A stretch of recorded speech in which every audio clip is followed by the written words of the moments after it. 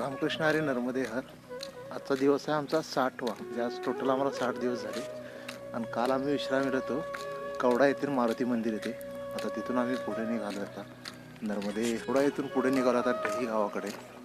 आता त्या डही गावामधून आता पुढे आहेत 3 मार्ग पुढील. एक मैया तटाने आहेत, 2 रोडने आहेत.